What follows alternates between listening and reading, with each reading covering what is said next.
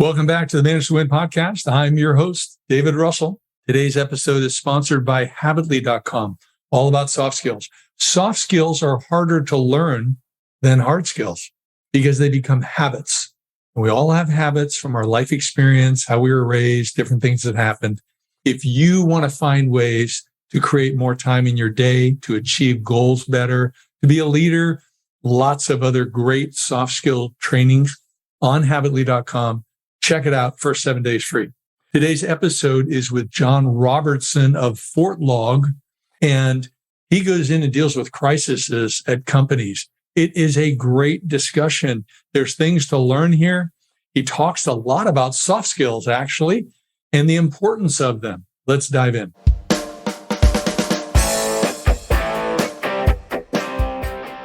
John, welcome to the show. I'm really glad to have you on. It sounds like you're doing some things with wellness and organizational health. And, why don't you introduce yourself to the audience and let's dive in. It sounds like this is going to be fascinating.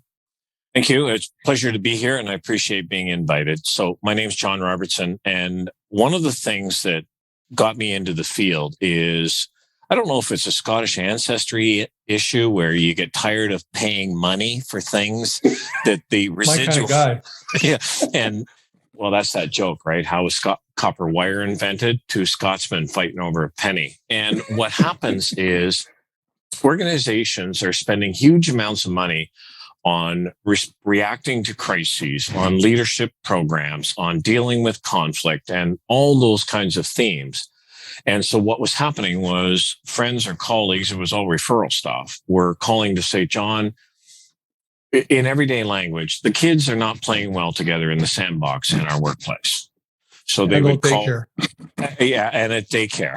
Yeah, and touche. And well, there was a lot of comments to that too. I feel like I'm parenting or babysitting. I don't feel like I'm a leader of a company. Yeah. And one of the things that it differentiates is in a small, medium business. So I'm going to say the 100 and under, because there's a growth barrier right around that 75, 100 marker. And under that, the leadership style really has to be different than it can be in a larger organization, because your senior leaders are not always known on the floor, which is good and bad. And so when a crisis happened, when things blew up, and because the event is never the real crisis, organizations, especially leaders who care, want to help people, and they end up reacting to the crises and putting a Band-Aid on a cut jugular. So how I got into it was I got tired of Groundhog Day, working for employee assistance programs, EAPs, and treating symptoms, and knowing that in 2 months, 3 months, I'd be back again treating another symptom with nothing really changed. And yes, I mentioned earlier in your thumbs up to the Scottish thing, ancestry, but I don't find that that's a good use of money. So my life, my family is more like Griswold's than Hallmark. And for those of you who don't know Griswold's, Google Chevy Chase. But we live this stuff in everyday life. Like when we have a plan, our first cruise, our very first cruise ever, my father-in-law had just been diagnosed with Alzheimer's. So we were spending my wife's inheritance. They took us on a cruise, and we stopped anchored just outside of Mexico. And one of the kids called it the Heine flu. But for the rest of us, it's H1N1, which was the swine flu broke out. So the border was closed. Oh, and literally, we're anchored off of the coast of Mexico, and the border got closed. And we're thinking, just like Get Smart, missed it by that much. And because it was Alzheimer's with my father-in-law, it's not like we're coming back to tour the Mayan ruins or Mexico. Yeah. And some people can get really, really angry and upset and all those other things. Or, okay, well, this wasn't exactly the plan. What did we learn from it? And we actually had a lot of enjoyment watching how people reacted, because, they even got postcards and placards. It was amazing. I couldn't believe it, on a ship. And they're walking around protesting. And it's like, do you honestly think the captain's going to let you off the boat? But But what happens in many organizations is we're so busy reacting to the issue, we're not actually looking at, okay, what's this a symptom of? So if you and I are working together and we're not playing well together, you and I can be sent for effective communication or conflict resolution courses, whatever. And the real issue might be you and I don't know how to reconcile the different values that we have. Yeah. So I think that the workplace is becoming more and more challenging. Absolutely. Now, I also speak with a bias because I'm an adoptive parent. I've adopted 5 kids, had 3 biologically. And it took me a while to catch on, many years, but I've learned a lot about trauma and how people have gone through trauma. And I think we have so many people who are parents who are merely on autopilot, behaving the way their parents behaved, and their parents had been through trauma. And then even if they're loving, they're passing on trauma to their kids. And then we have absentee parents, and we have all the stuff in the media and all the stuff going on. I mean, the people that are coming into the workplace today, they don't have the soft skills that people had decades ago. To your comment, David, the other thing that can happen is we also have the other side of the parenting. We have the parent who is giving their kid, quote unquote, everything I never got as a kid. Yeah. And that's the shortcut to a possessed child because they think the world spins around them. Yeah. Yeah. Or even, my parents, had really strict rules. I'm not going to hold my kids to strict rules. Absolutely. I was taken to church as a kid. I'm not bringing my kids to church. Well, hold it. If you want to be different than your parent, bring them to all the different options and let your kid choose. But not bringing them somewhere is exactly the same thing as the parents did. It's just the opposite. We literally had this visual today at Walmart. We went in because I have to go in for my health food, chocolate and chips and Coke and, all the staples. And there was a woman having an argument, like it was a full out verbal argument with her son. And I'm going to guesstimate about 10 years old. Yeah. And everybody around, and it was right at the front door. Everybody around was super uncomfortable. And I had to ask the woman, because my wife wanted to print off some pictures. And I had to ask the woman, the host or hostess or whatever they're called, the greeter. So where's the photo booth? And to show you how stress impacts performance thinking stuff, she smiled, and obviously she didn't have a mask on. She smiled and she said, it would be right back there. And I said, oh, right where it says photo shop in great big letters. And it's like, and what's happening in the workplace is when stress impacts a normal human being, our performance goes down the toilet. Yeah. And our head's not in the game is the sports expression. And what's happening, and this ties directly to the soft skills. Many leaders are still caught up on that old coaching model of skate it off, walk it off. You're fine. It doesn't hurt. That Charlie horse. Yeah. Don't cry. Don't cry. And and if you're going to cry, I'll bloody well give you something to cry about, kind of. And what's happening is in some of the programs that trainings are focusing in on empathy and communication and compassion, it almost gets portrayed as we have to do manic. We have to be the opposite. We have to be a bleeding heart. And that's poor leadership. That's not helpful. That's poor leadership. Communication, the soft skills are asking. You are obviously not head in the game today, John. What's going on? Now, heads up, John. I'm not a counselor. I'm not a therapist. I don't even want to be a counselor or a therapist. But I want to help you stay on the field and in the game. So what's going on? Yeah. Yeah. And how do you do that in a way that you're not violating any personal boundaries, HR laws, whatever, because it's really important to have the connection with the person and show them respect and show them you value them. But I'm in California, so I'm on the left coast where, if you sneeze the wrong way, you get sued by the employee because you were trying to infect them on purpose with something. Yeah. So, well, and to your comment, I can walk you through a situation, and I don't want to upset any of your listeners, but a woman was diagnosed, his office administrator, and it's a small company. I'm going to say 40 people staff. And his office administrator was just diagnosed with breast cancer, and her mom had died of breast cancer. Okay. And I listened to one of the other people, because we were on a group chat, one of the other people talking, well, it's not like you can ask her how she's doing. Actually, you can, because you're not talking about breasts. You're talking about cancer, and her mom died of it. That's going to have a huge wallop. And to your comment, so that you don't sneeze in the wrong way, say, you know what? I'll be perfectly blunt with you. I may not be the best person for you to talk with. I respect that. But I do not want to pretend that I did not hear you say you were diagnosed with cancer. I heard you say your mom died of the same cancer. And I want to make sure you have the right support. If I'm not the person, let me find those people for you. Yeah. Or even something like, hey, I heard you say you're diagnosed. Your mom died of the same thing.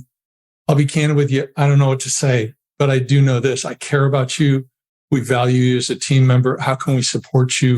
100%. How are you doing? And you just, that's, and if they say, I just can't talk to anybody about it. It's like, great, no problem. If that changes, let me know.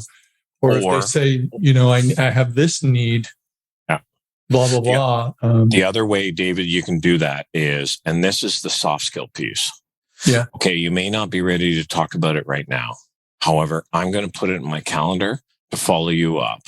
You don't have to do anything. You don't even have to say one of those 4-letter words, help.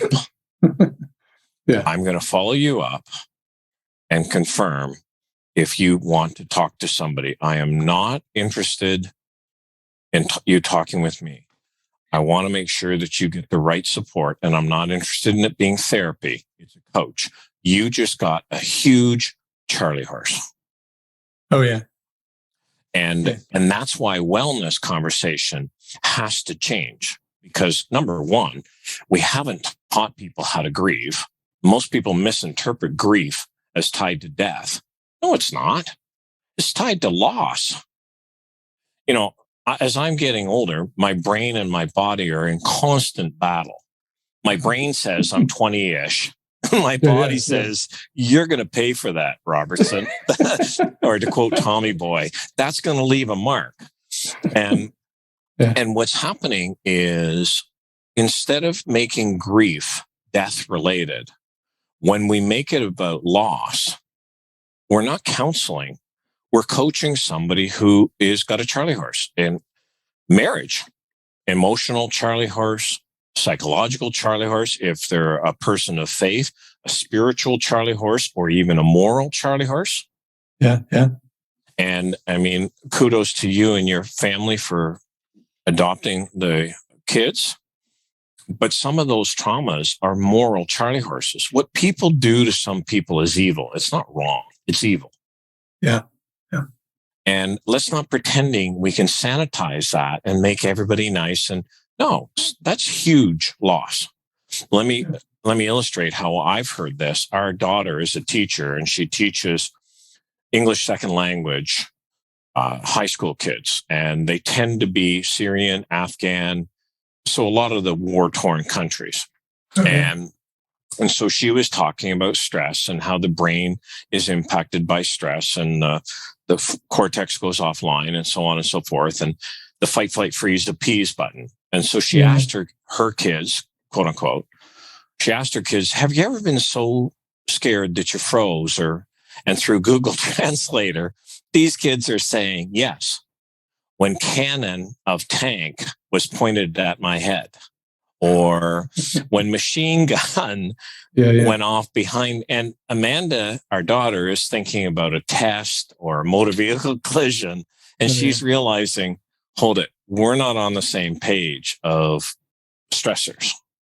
Yeah. And you really have to think about that with people, which I think is what you're really encouraging people to do, is peel back the layers.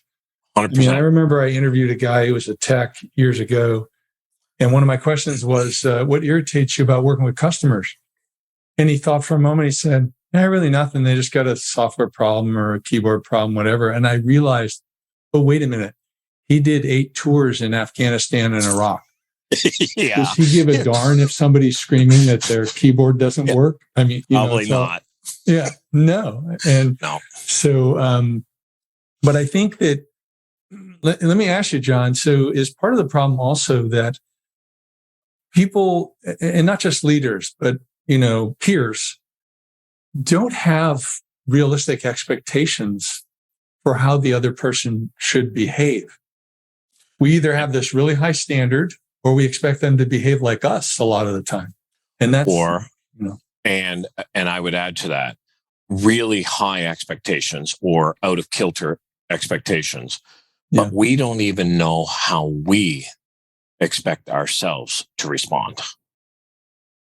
Yeah, but we're always right, so that doesn't matter. Yeah, touche. Obviously, you're married as well, because that's exactly how, sweetheart, you just need to accept I'm always right. And that's a great way to start a conversation.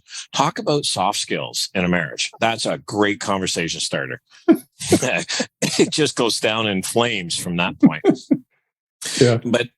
But in a really lighthearted way, and I call it the hot water teabag effect or hot water teabag principle. If we want to find out what's important to a person or an organization, put them in hot water. Just like a tea bag, what's inside always leaks out. Interesting. So what's an example of that? So, for example, and I'm going to pick on a different scenario, not directly workplace, a person involved in a motor vehicle collision where there's a fatal and, it's just blah, blah, blah, blah, blah. The first question that gets asked, is the car fixable? Who asked that? That was the person involved, the dad of the person who got hit. Oh, and then they called the dad to say, I was in an accident. And the cyclist, the son, was at fault, and there was many witnesses to support the cyclist was 100% in the wrong. Yeah. Was there much damage to the vehicle? First question. Not, is your son okay? Is my son okay? And I can add one value statement to that story and say it was a brand new, and I can't remember the make of the car, but they started at 100K. Oh boy. Yeah. And the cyclist was 100% in the wrong. That's just changing the values in the story. And you know what? The question's a normal reaction by a normal person. Yeah. Because a stress reaction is if my son's at fault, I get to fix whatever's broken. But that's probably not the most important value in the long run. No. And as you've been saying, this really relates back to upbringing. When we have parents that misbehave like that, it's like, what did their parents teach them? Or what was their life experience? I mean, I grew up with very loving parents. And so I'm not saying this to brag, but I am saying this because I know a lot of listeners would do the same. But when one of my children turned 16, I bought a car that had a good airbag. It was a Ford Taurus used. No. It was not a $100,000 car. It was maybe a $5,000 car. Yeah. And within a month, he was driving back from a soccer practice and trying out cruise control for the first time. And he just slightly did not pay attention. And he came on a narrow bridge that's 2 lanes each way. And he went like a foot over the double yellow line on the left-hand side. He was in the fast lane, 70 miles an hour. Flipped the bridge, went to the other side, hit that one. And by now he's hitting the brake and trying to straighten things out. Went off the road and went head on into a tree. And he called me. He said, Dad, I'm really sorry. I ruined the car. And what I said was, I can get another car. How are you? Yeah. And fortunately he was fine, except for his ankle hurt like heck from pressing on the brake. Yeah. And like our daughter had a motor vehicle collision, and I've done death notifications for vehicles that were in far better shape. Oh, wow. So it is sheer miracle that she's alive. And all she got was a concussion. And the doctors were blown away that there was nothing else. Now, she's still got repercussions from the concussion. Yeah. But it's that same discussion. And so what happens, especially in a smaller, medium business, soft skills, it's that old adage, John, it's not what you said that's bothering me. That's right. It's how you said it. Yeah. And what happens in a smaller organization, like I said, under 100-ish, it's the how that's more important than anything. And how has to reflect the values. Because values are the motivational preferences. Values are the things that dictate what we are going to do, the why behind what we're going to do. Do you mean the values of the organization or the values of the individual or both? Yes, both. Okay. Because, like, for example, I work with organizations that have a core value of profitability or profit. Yeah. I don't have a personal core value of profit. Yes, I have to earn an income. That's not complicated. But I know at some point I will collide with that organization because I will do something because it needs to be done or because I believe it's the right thing to do, not because there's money involved. Yeah. And it makes decisions really simple. So David, I can ask in a really simple way to any of the listeners. If we want to know what our real values are, look at our day timers and look at our bank statements. Yeah. It's not what we tell people. It's where we spend our time and our money. Yeah. And I can illustrate this. I'm a coward. I asked my 3 kids when I was driving. And I'm okay with being a coward. I'm fully comfortable with that branding. But I said, ask them, how would you describe your dad in a non-physical way? Daughter, I know that you love your job. Son, I know that you love what you do. Son, I know that you love your work. And my wife, who's sitting beside me, lovingly not only threw me under the bus, drove the bus. She says, is there any other questions you need to ask us, John? And it's like, yeah, no, we're good. And in the US, it would be called ESPN, in Canada, TSN, but it's that ESPN turning point. That was mine. I do not want my kids to say, Dad loved his work and not be able to say anything else about me. Yeah. Now, brag alert. Sometime later, we were at our kids' high school sports, and one of our kids got asked, are your parents unemployed? And Chris does the no. Why? Well, they're always at our game. Yeah. And you know what? There's no employer that's going to say, John is leaving. What are we going to do? It's okay. What are my values? Why are those my values? And then how am I communicating them? And then how am I helping you and encouraging you with your core values? None of that is a program, David. That's all soft skills.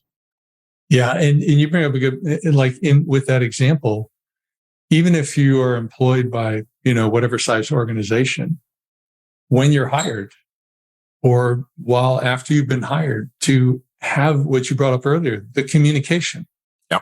Don't just take off for the kids' game, which not many people attend the games as much as they used to. No. My parents made all of my sports event games, unless they just couldn't get out of something. But it is great. And it's such a moment. And if you go to your boss, you say, hey, my kids got these games, or I'm going to coach the team. Yep. Can I rework my schedule? So I'm still going to put in the time but I want to have the communication. So, I'm still committed here. I'm putting in the time, but I also want some flexibility so I can be a dad or I can be a mom, the way I want to be.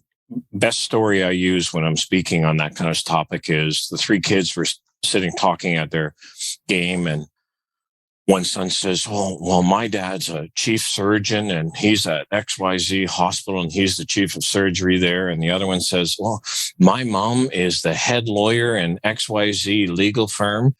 And the other one says, oh, well, what are your parents? Well, my parents are here. They're right over there.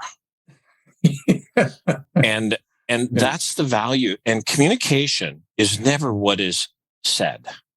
It's always what is heard. Interesting. So talk about that. And so therefore, what is heard? And this is why I love the ethos behind your work, because soft skills, they're actually harder skills than the quote unquote hard skills, because soft skills means, okay, how am I going to communicate this in a way that David feels challenged, encouraged, and supported? Yeah. Because I can say something to, well, let me go to cell phone technology. If one of my kids, they don't anymore because they kept getting caught on it, but if they texted me a yes or a no question, I would answer yes or no. And then they would call and say, why are you angry, Dad? And it's like, I'm not angry. You asked me a yes or no question. I answered you. Well, why did you? Well, you didn't ask me why. You just said, blah, blah, blah, yes or no. Now I get the text or the call to say, so Dad, blah, blah, blah, yes or no. And why did you answer that question that way? Yeah, you probably only got the calls when it was a no. Yeah, well, exactly. and or the other one that I often got was, and is Mom there? So it was, it's like, this isn't going anywhere. I need to talk to somebody who's in charge. Yeah. And so communication is never what is said. It's always what is heard. And when I say that, I mean it. So there's a little filter that there's my intention, there's your perception, and then there's the interpretation lens that it goes through. Yeah. So, for example, where this comes out, especially in a smaller organization, is performance reviews, discipline, those tough conversations, whatever we want to call them. Yeah. Most people quarterbacking that process are nervous. When nervous people are speaking, their nonverbals are angry or anger. And that's what nervousness looks like. Grievers will get caught on this all the time. A griever who is sad or nervous or stressed or anxious, most people will call them out and say, you seem really angry today. I'm not angry. Now I'm angry, but I wasn't until you asked me. And with those tough conversations, if we're not aware of our nonverbals, what the other person can actually do is become just like a teenager. They hear every word, but they're not listening. Yeah, or they hear all the negatives and the good things go like Teflon. They hit the Teflon and they slide off and they're forgotten. Yeah, and they just zero on. Oh, well, you said this, or your tone of voice was this, or it doesn't. So work. You're bang on. So you got this two pieces of tape. One's Teflon, one's Velcro, and the negative is Velcroed. and to that comment, that's why that sandwich model of feedback never worked. Yeah. Because it was so artificial that the person on the receiving end said, okay, now that they've ripped me a new one, now what are they going to do to make me feel all warm and fuzzy? Which is the Teflon thing. Yeah. It's interesting. A lot of what I'm hearing behind what you're saying is, and correct me if I'm wrong, but it seems like, we have a lot of people that are wounded and they're bringing behaviors based on the trauma, the wounds, the whatever, their life experience into the workplace, but they haven't ever been taught soft skills. So like, even if you come in and you triage, if the company doesn't let you deal with the root cause, you're coming back. And it seems like part of the equation is implementing systems, soft skill systems that reinforce you value the person so they feel safe And you can actually have not just the positive conversations, but you can also give them the feedback where they need to change and they can receive it versus Teflon. And that's why how I got into some of this work is because I was responding to crisis and stress, crisis. Change can be a crisis for some people. And it triggers the fear button in the human brain, which means my cortex is going offline. My ability to think long-term, executive planning, none of that part of my brain works. So I'm in fight, flight, freeze, appease mode. When we build the soft skills, we allow people to lower the amygdala hijack. So the cortex starts functioning so that it's okay to risk. And you know what? If it blows up in our face and it did not go according to plan, we can laugh about it. We'll learn from it, but we're not going to flog you because it didn't go according to plan. Yeah. And I love what Judith Glasser wrote, and it's called Conversational Intelligence. But she walks through an acronym like David Rock has SCARF. So the fear triggers. She has trust. So transparency, relatedness, shared understanding, shared success, and truth telling, the 5 factors to lower the amygdala and engage the cortex. And that's why I enjoy crisis work, because I know whether it be history, somebody said something the way their parent or something in their history said it, and now they're in fear mode, fight, flight, freeze, fight, flight, freeze, appease mode, fear mode. Therefore, their productivity and performance is going to erode. So you and I can flog them for the productivity stuff, or we can actually have an intelligent conversation as two intelligent human beings to say, okay, what just happened there? What did I do? Yeah. Yeah. And I love what you're saying is that really, and I'm building on it, so correct me if I'm wrong, but that really you need to peel it back and look at how you're engaging with other people from a leadership standpoint, but also teaching the peers, so that level of trust is there, because crisis happens. Yes, it does. Yes, sometimes more often. And COVID is a perfect illustration of how some people handle stress. Yeah. And so one of the things, like, for example, I had to build an acronym because of my nonverbals. I tend to be a little goal-oriented, task-oriented. My wife says a lot goal-oriented, but anyways. And so and soften being the acronym, the S is smile. So one of the voices in my head is, John, don't forget to smile. Because when I get task-oriented, I don't smile. There's other voices there, but I'm not going to tell you about them. But so there's that one voice to smile.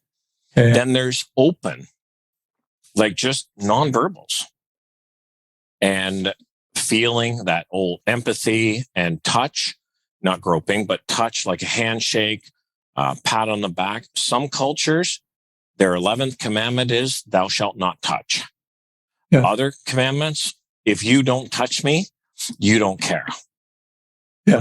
And so understanding, who am I serving? And, a hug in my family was a handshake. I married somebody that they're all about the hugs.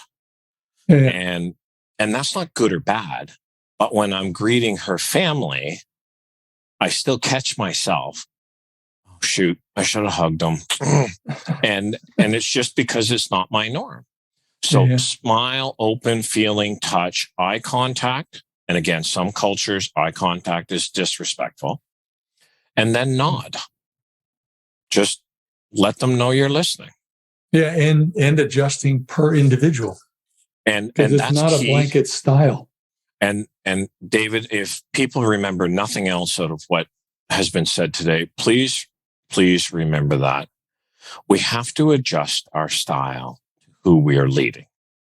It's not a copy and paste. In the same way, any parent who says, well, I treat all my kids the same way. Ooh, Yeah. that's just not really a good approach. Yeah. Yeah. No. And it won't work. So, It doesn't. John, I feel like we're just getting started. So, I mean, I feel like I'd like to work with you. So it's like, we got a lot of synergies in what we're doing. So if people want to learn more about what you're doing, where do they go? How do they find you? So the simplest way is twofold. I'm a firm believer in having that conversation because I don't sell programs. I don't sell widgets. It's not a one size fits all. So the name of the company is Fort Log Services. So Fort, safe place in the frontier, FORT. Log is a journal to help others sail the sea because there's no point going there alone. Fortlog.co.co.